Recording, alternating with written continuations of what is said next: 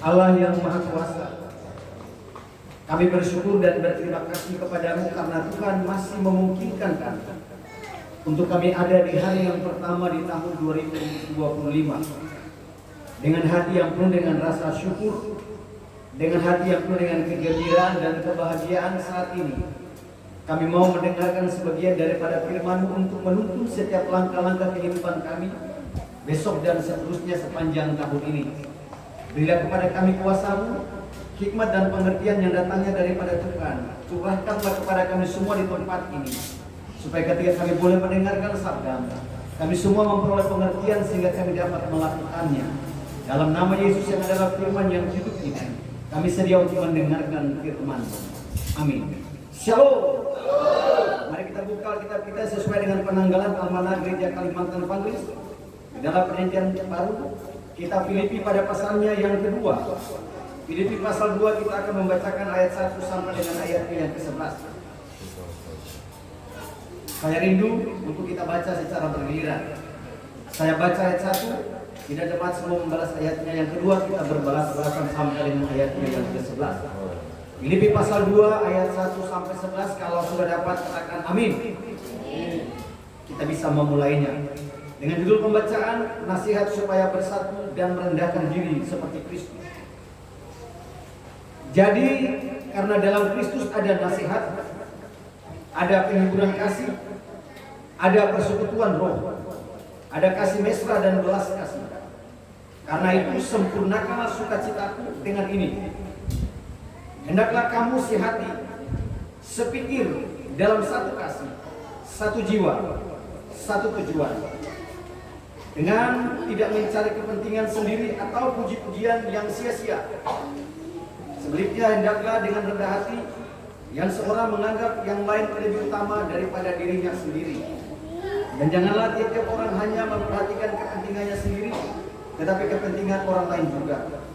Hendaklah kamu dalam hidupmu bersama menaruh pikiran dan perasaan yang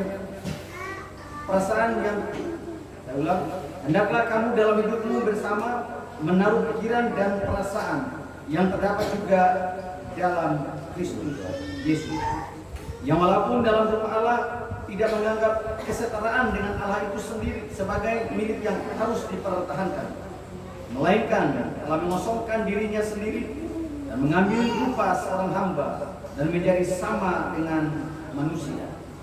Dan dalam keadaan sebagai manusia, ia telah merendahkan dirinya dan taat sampai mati, bahkan sampai mati di kayu salib. Itulah sebabnya Allah sangat meninggikan dia dan mengaruniakan kepadanya nama di atas segala nama, supaya dalam nama Yesus bertekuk lutut segala yang ada di langit dan yang ada di atas bumi dan yang ada di bawah bumi, dan segala lidah mengaku Yesus Kristus adalah Tuhan bagi kemuliaan Allah Bapa. Demikian jawab bacaan kita pada pagi ini. Yesus bersabda, berbahagialah setiap orang yang mendengarkan firman-Nya dan melakukannya sepanjang kehidupan ini. Shalom. Shalom. Sekali lagi, shalom. Shalom. Ada satu cerita yang menceritakan tentang seorang revolusioner. Revolusioner itu adalah orang yang memiliki jiwa yang selalu mau mengubah-ubah. Pada suatu ketika dia berdoa kepada Tuhan, dia bilang begini, Tuhan, berikanlah kepada saya kekuatan supaya saya dapat mengubah seisi dunia ini. Wow, mantap Pak. Tapi seiring dengan waktu dia lihat bahwa dunia ini tetap begitu-begitu saja. Lalu dia mengubah doanya, dia bilang begini, Tuhan, berikanlah aku kekuatan supaya aku dapat mengubah orang-orang yang ada di sekitar kita. Seiring dengan usia, seiring dengan waktu, dia melihat orang-orang yang begitu-begitu saja. Ketika seiring dengan waktu, usianya, hidupnya, usianya makin hari makin tua, lalu dia sadar begini, dia mengubah doanya begini, Tuhan, berikanlah aku hikmat untuk mengubah diriku sendiri. Dia mengubah cara pandang dan dia mengubah akan doanya, Tuhan, Berikanlah aku hikmat supaya aku dapat mengubah diriku sendiri. Mantap kan doa kayak begitu. Ternyata dia baru sadar mengubah dunia, mengubah orang yang ada di sekitar kita itu dimulai dari dirinya sendiri. Dia baru sadar sebagai seorang revolusioner yang memiliki impian yang sangat besar sekali. Dia sadar untuk melakukan perubahan-perubahan yang besar itu harus dimulai dari sebuah perubahan yang kecil, yaitu dari dirinya sendiri. Dari ilustrasi ini, cerita ini, kita ambil sebuah nilai buat kita, bahwa memang dalam mengarungi setiap kehidupan manusia, sebagai seorang manusia dia tidak pernah akan menerima kenyataan hidup ini. Apa yang dia pikirkan, apa yang dia rasakan, apa yang dia impikan, selalu dia mau mengejarnya. Oleh sebab itu, terkadang mengubah situasi, mengubah orang lain, itu terkadang ada pada impian diri kita. Terkadang impian itulah yang terkadang membawa kita di dalam sebuah pemahaman bahwa mengubah sesuatu itu dimulai dari keberadaan kita dulu. Paulus mengingatkan jemaat di Filipi. Filipi itu adalah salah satu kota yang ada di bagian timur di daerah Yunani. Kota ini, yaitu kota bukan perkampungan kota. Kota ini yang banyak dihuni adalah kaum veteran, kaum pensiunan. Sehingga Paulus menuliskan surat ini untuk menasihati orang-orang di sana. Dan nasihat yang paling utama adalah untuk mengubah situasi yang sama seperti yang diinginkan oleh kebanyakan manusia. Itu dimulai dari diri sendiri. Itu ada bahasa-bahasa yang keren. Bahasa-bahasa anak-anak sekolah, anak pintar-pintar sekarang mereka pakai istilah gitu. Change your life. Mengubah, change your life. Mengubah dirimu sendiri. Kalau kita mampu mengubah keadaan kita, dengan sendirinya orang-orang yang ada di sekitar kita pun ikuti. Mengubah dunia sebesar ini, itu dimulai dari hal-hal yang kecil. Bapak Ibu tahu api? Tahu lah. Api itu dia api yang bisa menghanguskan dan membakar kita. Itu bukanlah api dimulai dari api yang besar, dimulai dari api yang kecil. Dari yang kecil dia akan mempengaruhi sesuatu yang besar.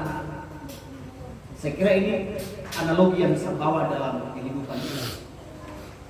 Paulus menasihati supaya kita hidup itu sehati dan sepikir. Kalau ku baca ini memang borat aja. Jangankan kita mau sehati dengan orang lain, dengan bini kita di rumah aja. Coba kita lihat, mana ada kadang-kadang kita tuh sehati. Jangankan dengan orang lain, dengan diri kita pun terkadang kita tidak pikiran, dengan hati kita pun kadang-kadang tidak nyambung. Contohnya begini, contoh keinginan mau nyandau, mau cari durian. Ini sudah pikir dari malam. Begitu bangun pagi dia lihat cuacanya kayak kurang bagus. Hati kecilnya mengatakan nggak usah ya.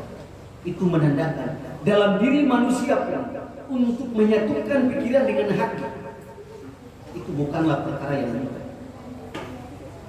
Hati ingin untuk mengasihi, tapi pikiran selalu dipengaruhi oleh masa-masa lalu. Saya mau mengasihi dia, tapi dia pernah melukai saya. Kan tidak nyambung pikiran dan hati. Hati ingin sekali mau mengampuni dia, tapi pikiran ingat 2-3 tahun yang lalu pampada. Nah ini dia. Makanya saya katakan, jangankan dengan orang lain, diri kita sendiri pun menyatu pikiran dengan hati pun itu bukanlah hal yang mudah.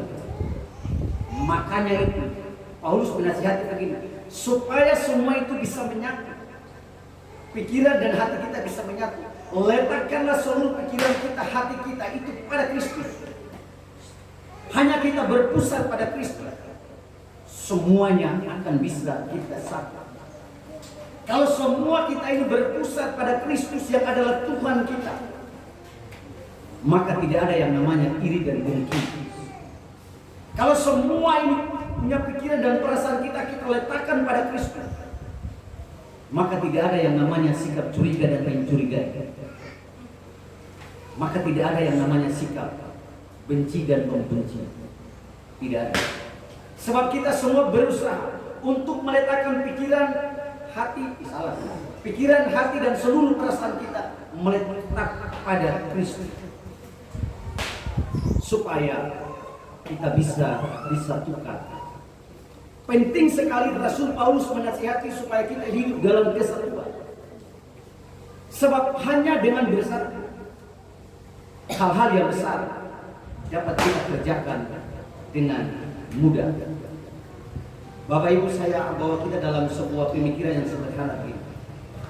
Ada sapu lidi di rumah. Kalau cuma dia sapu lidi, kita sapu, hasilnya itu sangat mengecewakan.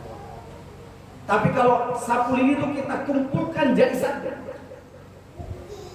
kita rekatkan dia, kita pakai untuk melakukan kegiatan bersih-bersih atau sapu, kita lihat hasilnya jauh lebih baik daripada yang cuma sapu lidi. Oleh sebab itu Paulus menasihati orang-orang yang ada di Filipi untuk membangun sebuah persekutuan yang adalah tubuh Kristus, yang adalah jemaat. Itu perlu semua ada satu pikiran, satu perasaan, letakkanlah pada Kristus. Segala sesuatu yang kita lakukan itu kita lakukan untuk Kristus. Segala sesuatu yang kita berikan untuk gereja itu kita lakukan untuk Kristus. Supaya kita senantiasa terhindar dari pikiran-pikiran curiga mencurigai, tuding menuding dan sebagainya. Ketika Paulus mengatakan kepada jemaatnya di Filipi, kalau jemaatnya semua bisa bersatu, maka semua lidah akan berkata, Yesus itu adalah Tuhan. Kita akan berharap supaya semua lidah itu akan mengaku Kristus itu adalah Tuhan. Kita semua adalah iman, punya keyakinan supaya dunia ini menerima Yesus sebagai Tuhan dan Juru Selamat.